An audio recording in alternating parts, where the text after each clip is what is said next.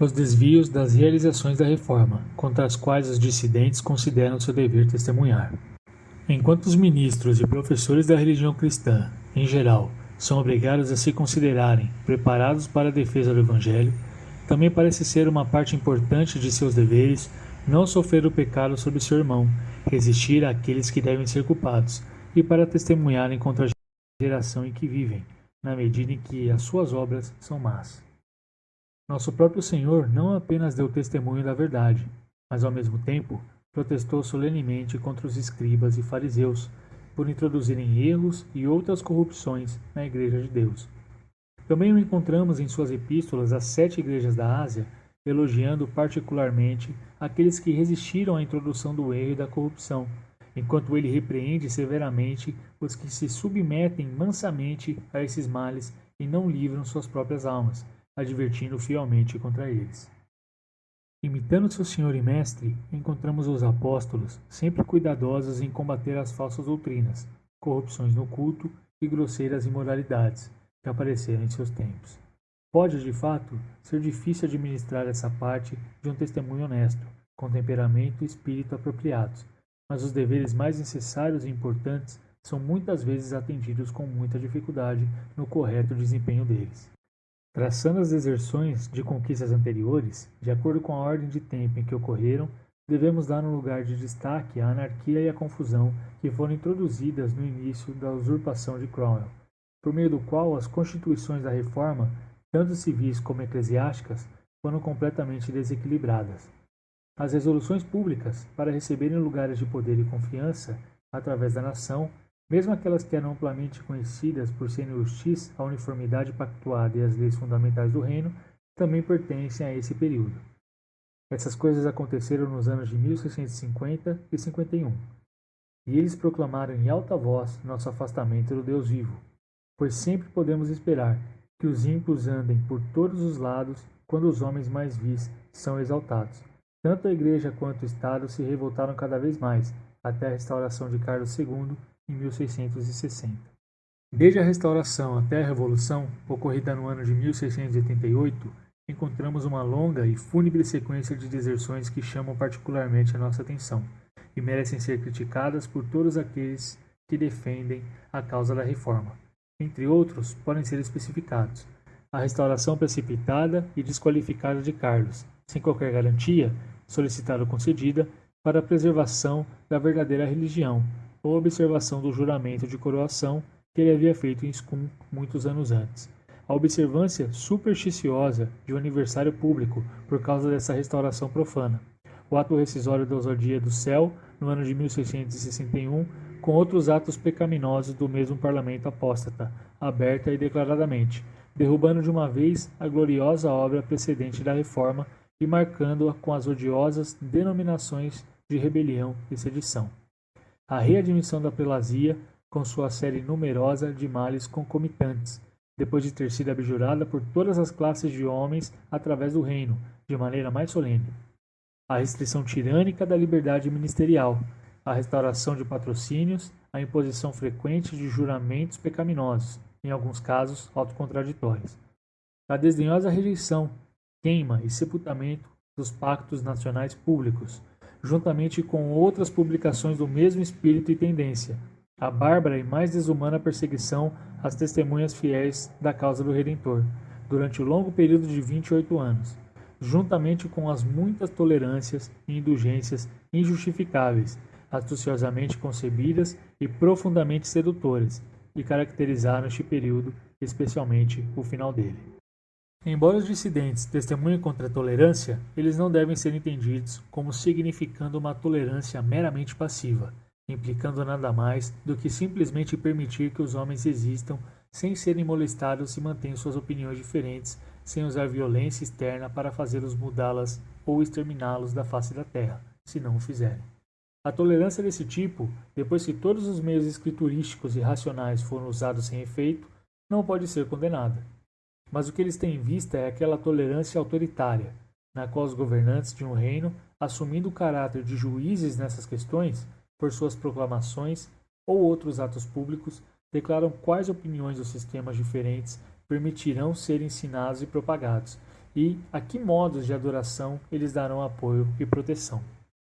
Isso é inquestionavelmente usurpar a prerrogativa de Jeová, pois deve ser sempre lembrado que nenhum homem tem qualquer direito, mesmo para si mesmo, de manter ou propagar opiniões que estejam em desacordo com a vontade revelada de Deus.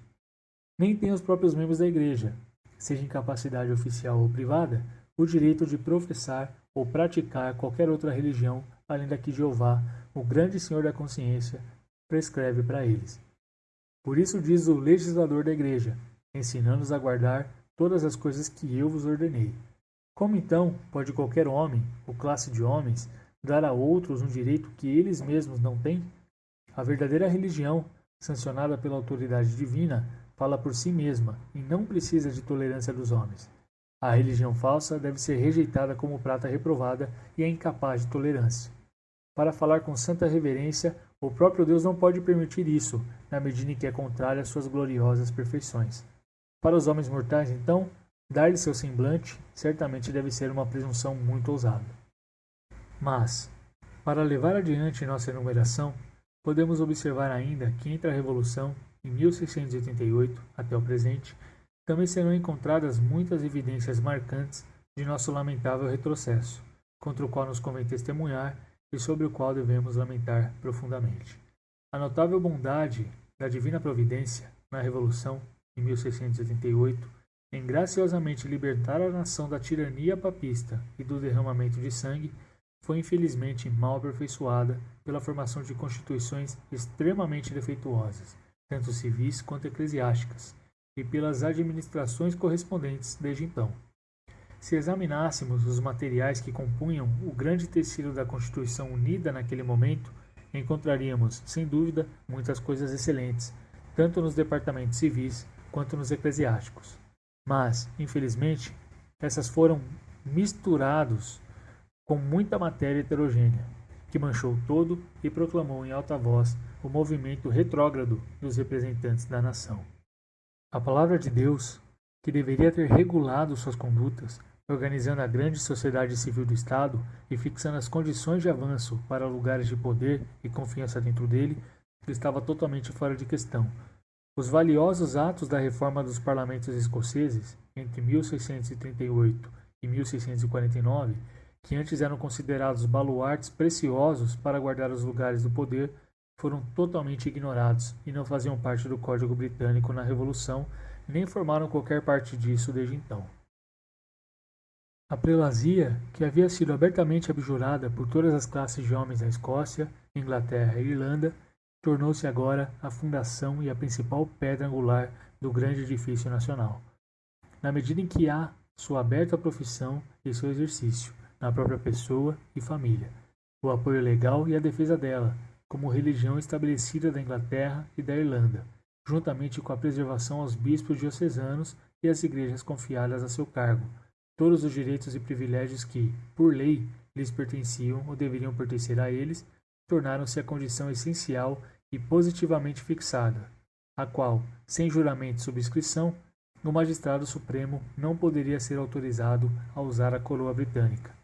Os bispos, blasfemamente denominados senhores espirituais, foram declarados membros constituintes em uma das casas do parlamento. Uma supremacia religiosa totalmente injustificada, sim, positivamente condenada na palavra de Deus, ainda estava investida na coroa. Assim, pela lei da Inglaterra, o rei foi constituído o chefe e governador supremo da Igreja Nacional, o dernier, o último recurso em todas as causas eclesiásticas, um apelo que, em última análise, cabe a ele na chancelaria da sentença de todo juiz eclesiástico. Em virtude dessa autoridade, foi declarado seu direito convocar, prorrogar, restringir, regular e dissolver todos os sínodos e convocações eclesiásticas. Nem pode ser recusado que essa supremacia, embora não para o mesmo grau, no entanto, em seu verdadeiro espírito, também se estende à Igreja da Escócia. Desde a Revolução até o presente, o rei assume como seu direito convocar, adiar ou dissolver as Assembleias Gerais da Igreja, de acordo com seu prazer, e não houve falta de exemplos de fazê-lo de uma maneira muito arbitrária e autoritária. Ele considera sua prerrogativa, se a necessidade a qualquer momento assim o exigir, circunscrever os objetos de sua atenção, proibindo-os de se intrometer nas coisas que eles julgarem próprio para eles discutirem. Ele prescreve, para os ministros do Evangelho, esses juramentos políticos, sem os quais eles não serão autorizados a exercer seus cargos. Ele comanda peremptoriamente esses ministros, como seus servos, para ler, no dia do Senhor, após o culto público, suas proclamações ou outros jornais de Estado que possam ser subservientes aos propósitos do governo. Ele impõe com autoridade jejuns públicos à Igreja e ordena que sejam observados, sob a sanção de tais dores civis, como ele e seu conselho privado podem achar apropriado infligir.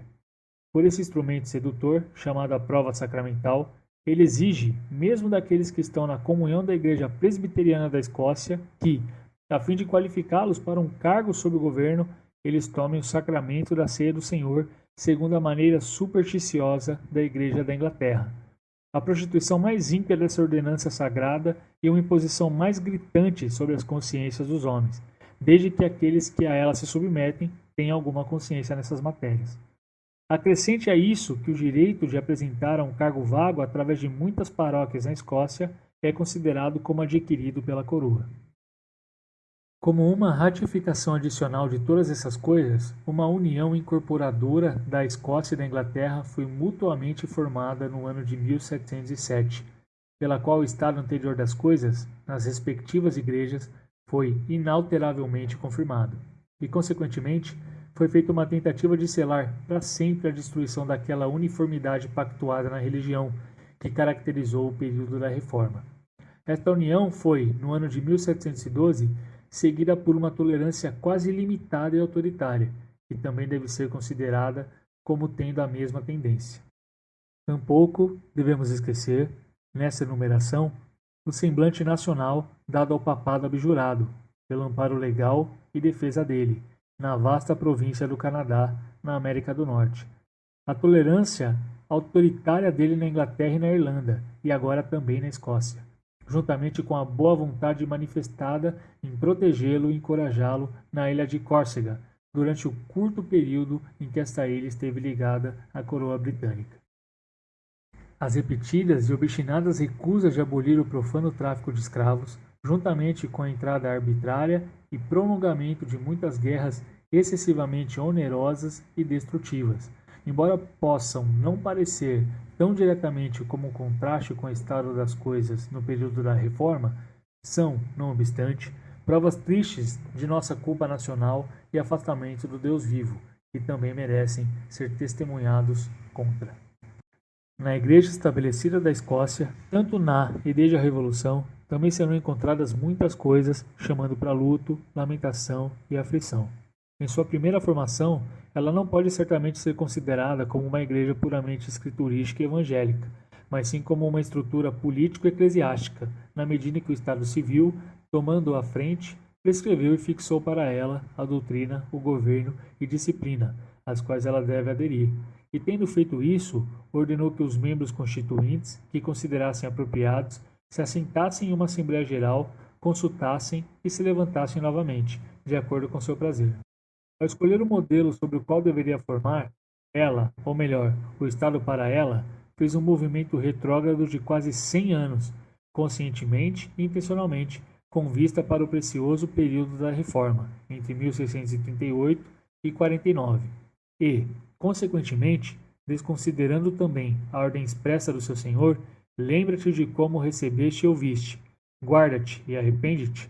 Ela se submeteu, uniforme e mansamente, às várias invasões do poder civil, sobre seus direitos e privilégios intrínsecos, sem afirmar expressa e abertamente o título divino exclusivo de presbiterianismo como o único modo de governo de igreja designado por Cristo, ou sua única liderança sobre sua igreja.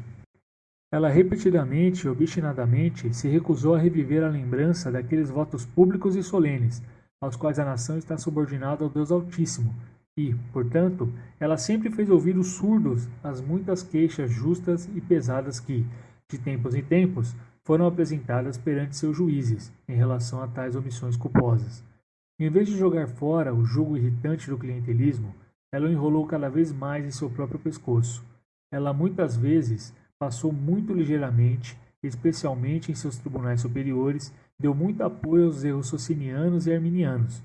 Receber compensações pecuniárias, em lugar de infringir abertamente as censuras da casa do Senhor, no caso de fornicação, administrações privadas de batismo e, em muitos casos, pelo menos, admissões excessivamente negligentes à santa ordenança da ceia do Senhor, também são motivo de arrependimento na igreja estabelecida. Lamentamos muito que haja ocasião para mencionar, entre nossos tristes afastamentos das realizações da reforma, aqueles testemunhos públicos ou declarações de princípios religiosos que tratam as verdades divinas com evidente parcialidade, deixando para trás uma parte muito considerável e importante. Quando os ministros da religião são chamados a ensinar aqueles entre os quais trabalham, a observar todas as coisas que Cristo ordenou, quando somos positivamente ordenados no que já alcançamos, a andar pela mesma regra, e quando igrejas e nações são obrigadas a lembrar como receberam e ouviram, nunca há a menor informação concedida de que temos a liberdade de escolher entre essas coisas.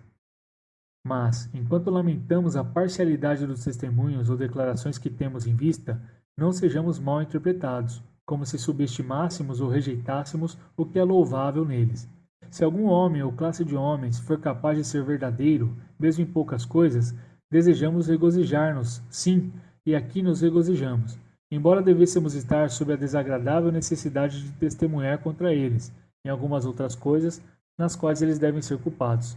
O próprio grande padrão de toda a perfeição, que veio para dar testemunho da verdade, elogiou tudo o que havia de bom nas igrejas asiáticas, às quais suas epístolas são endereçadas, embora, ao mesmo tempo, ele tivesse algo contra elas. Suas testemunhas fiéis, enquanto agem ministerialmente em seu nome e por sua autoridade, parecem ter o direito de seguir um exemplo tão nobre.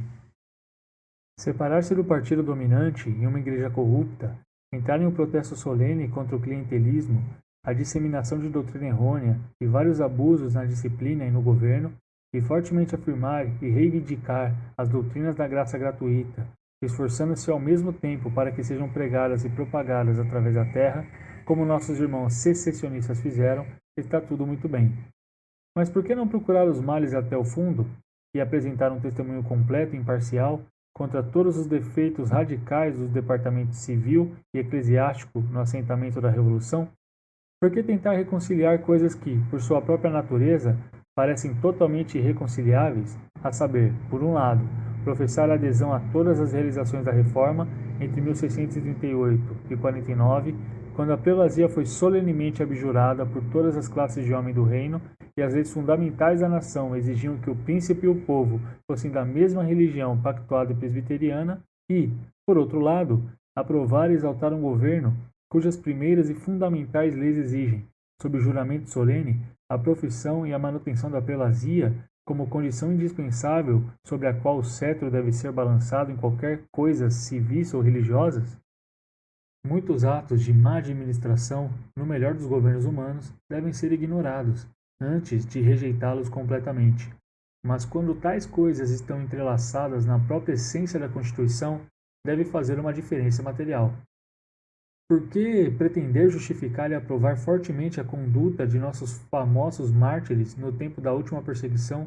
que, embora uma minoria muito pequena e desprezada na nação, rejeitou totalmente a autoridade dos poderes que então eram, tanto em coisas civis quanto religiosas, e, ao mesmo tempo, condenar aqueles que não podem, em juízo e consciência, subscrever o governo britânico por causa de suas leis fundamentais, independentemente de más administrações, necessariamente envolvendo a nação em triste apostolado de suas conquistas anteriores?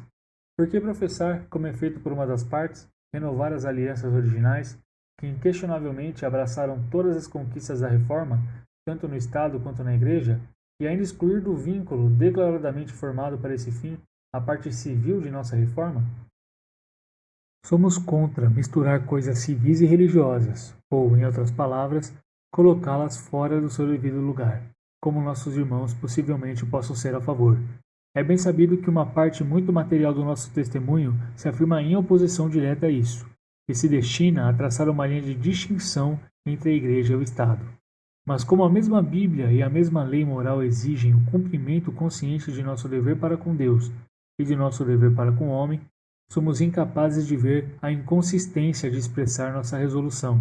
mesmo na mesma aliança, de atender seriamente aos deveres compreendidos em ambas as tábuas da lei, embora cada um em seu próprio lugar, e também de afirmar o caráter daqueles superiores a quem nos consideramos obrigados a obedecer. Por que recusar, como é feito pela outra parte de nossos irmãos secessionistas, fazer a trombeta dar um som distinto com respeito à obrigação do Pacto Nacional da Escócia e da Liga e Pacto Solene dos Três Reinos? A palavra de Deus proíbe, ou seria inconsistente com os princípios da Reforma, falar claramente que essas alianças, mesmo consideradas estrita e formalmente como atos justos e divinamente garantidos de nossos ancestrais piedosos, ainda são obrigatórios para sua posteridade mais recente? Não é a parte jurada ao Deus eterno e verdadeiro, cujo nome e memorial continuam os mesmos por todas as gerações? E as partes que solenemente levantam as mãos para ele, enquanto coletiva e formalmente consideradas, ainda existem? Se a mesma aliança ligava gerações sucessivas do antigo Israel, não podemos ver como uma aliança bíblica não deve, por paridade de razão, vincular ainda de geração em geração. Discordar daqueles com quem eles se associaram anteriormente, por causa de seus ministros violentamente estabelecidos sobre as congregações de recuperação, e recusar seu apoio para pregar ou disseminar doutrinas legais, que são as principais características do partido de Relief, é até agora louvável. Mas a honestidade em tais assuntos certamente exigia que algo mais deveria ter sido feito. Uma linha clara de distinção deve ser traçada entre a igreja que resta e a igreja que professa tomar terreno separado, em vez de seus respectivos membros serem frequentemente misturados em um dos mais próximos e solenes atos de comunhão da igreja na terra, a celebração da ceia do Senhor. É certamente necessário, para a vindicação da verdade, que outras deserções na igreja estabelecida, bem como o patronato e a doutrina jurídica, devem ser testemunhados. Em vez de negar o dever de aliança explícita nos tempos do Evangelho, como um grande número, pelo menos do corpo de Relief, ou seja, o presbitério de Relief, seria muito mais parecido com o caráter das testemunhas de Cristo, para afirmar e defender abertamente esse dever, tanto como plenamente garantido pela palavra de Deus, quanto como uma parte preciosa de nossas realizações da Reforma. E em vez de condenar, como esses irmãos também fazem, até credos e confissões sólidos e bíblicos, pretendidos como testes subordinados da ortodoxia e como meios felizes de levar os cristãos a pensar as mesmas coisas e falar as mesmas coisas, certamente seria mais conveniente para aqueles que pretendem, assim como outros, serem colocados para a defesa do Evangelho, adotar candidamente tais credos e unir-se a outros na vindicação deles. Eles não podem deixar de saber que aqueles que receberam a coroa do martírio por guardarem a palavra da paciência de Cristo, na hora da tentação, são representados como mortos, não simplesmente pela palavra de Deus, mas também pelo testemunho que deram a respeito dela. Tampouco será fácil negar que eles mesmos, e de fato todas as sociedades sem exceção, são obrigadas, muitas vezes, a agir sobre os mesmos princípios gerais, sobre os quais credos e confissões podem ser facilmente defendidos, embora possam rejeitar o nome. Permitir que o povo cristão, que se considera lesado pelo padroado, erga um local de culto separado, na paróquia, e escolha seus próprios ministros, que lhes preguem as doutrinas evangélicas do Evangelho, como se faz na capela de auxílio, por todo o país, está sem dúvida fazendo com que o povo exerça parte da liberdade com a qual Cristo tornou sua igreja livre. Mas circunscrever o poder desses ministros, negando-lhes, no todo ou em parte, as chaves da disciplina e do governo, ou obrigando-os a detê-las por precária vontade e da sessão paroquial, é certamente uma novidade na Igreja de Cristo, um esquema que não tem a sombra do fundamento na vontade revelada de Deus. Manifestar um zelo caloroso, desde que seja de acordo com o conhecimento, para propagar as doutrinas do cristianismo nas diferentes partes do reino, como as igrejas da União ou o povo do tabernáculo, com outros independentes, professam fazer, não pode ser culpado, abstratamente considerado. Mas certamente é motivo de profundo pesar que isso seja feito à custa de derrubar, pelo menos em parte, a bela ordem da casa de Cristo, apressando-se para o trabalho do ministério um grande número de pessoas cruas e sem instrução, que realmente não usaram, nem tiveram tempo para usar, os meios necessários de preparação para um empreendimento tão importante e árduo. Este procedimento é evidentemente calculado para trazer descrédito ao ofício do santo ministério, como tem sido frequentemente reconhecido, mesmo por aqueles que em outros aspectos fez amizade com o esquema. Certamente está em desacordo com a letra e o verdadeiro espírito da injunção divina. Não impõe as mãos repentinamente sobre homem algum. Não pretendemos afirmar que o que é comumente chamado de educação liberal ou universitária é, em todos os casos possíveis, ou em todas as circunstâncias extraordinárias, indispensavelmente necessária ao trabalho do ministério. Nem pretendemos traçar exatamente a linha e dizer que grau dela pode ser necessário. Enquanto isso, entendemos que pode ser admitido com segurança, como regra geral, em todos os casos comuns, e quando o tempo pode ser concedido para qualquer meio, em vez de abreviar a atenção que tem sido dada pelas igrejas presbiterianas a tais meios de preparação, deveríamos, se possível, dobrar nossa diligência. É bem sabido que o Antigo Testamento foi originalmente escrito em hebraico e o Novo Testamento em grego. Como podemos esperar, sem um conhecimento bastante extenso e preciso dessas línguas, explicar ao povo a admirável beleza e força vigorosa do original, corrigir erros de tradução ou combater os adversários da verdade divina em seu próprio terreno e, com suas próprias armas, enquanto tentam se abrigar sobre determinados textos das Escrituras, é certamente muito difícil de ver. Se agradou a Deus, nas revelações da sua vontade, compreender muitas referências aos antigos costumes e usos de diferentes nações, conduzir nossas visões a descrições geográficas de países que foram palco de suas maravilhosas obras e nos dar grandes porções de filosofia natural e moral com preciosos estoques de verdades teológicas, devemos considerar uma conclusão justa que uma proporção muito considerável de tempo e atenção deve ser concedida a essas coisas, a fim de que possamos entender o que lemos e sermos mais adequados, através da bênção divina, sobre o uso de meios, para explicá-los e ilustrá-los a outros, para sua instrução e conforto. Quanto à reivindicação superior do presbiterianismo, acima dos independentes, quanto à forma de governo da Igreja, é certamente muito óbvio que, através de toda a revelação divina, uma linha de distinção, clara como o meio-dia, é uniformemente traçada entre mestres e ensinados, os pastores ou pastores do rebanho, que devem alimentá-los e governá-los, e o próprio rebanho colocá-los sob seus cuidados. Uma declaração que, embora isolada, humildemente apreendemos, equivaleria a uma demonstração de que o poder, seja de governar, discipular ou alimentar o rebanho de Cristo, não é, indiscriminadamente, confiado à comunidade dos fiéis em geral, mas para certas pessoas, solene e formalmente separadas, para esse mesmo propósito, de acordo com as regras óbvias da Palavra de Deus.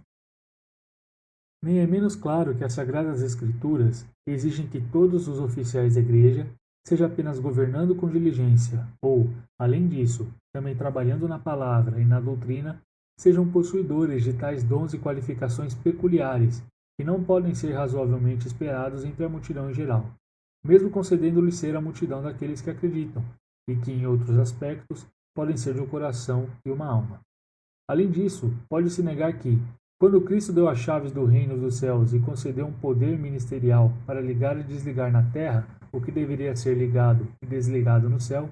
quando o procedimento estava em seu nome de acordo com a sua vontade, ele não concedeu essa concessão a todos os membros da igreja indiscriminadamente, mas a discípulos ou apóstolos escolhidos, a quem ele revestiu com uma comissão. Também reivindica nosso aviso que, de acordo com o relato bíblico do Santo Ministério, como abrangendo tanto governar quanto alimentar, é um serviço tão trabalhoso e interessante, que exige daqueles que são chamados a ele que se entreguem totalmente a essa mesma coisa, seja ensinando, eles devem esperar em seu ensino, ou ministrando, eles devem esperar em seu ministério.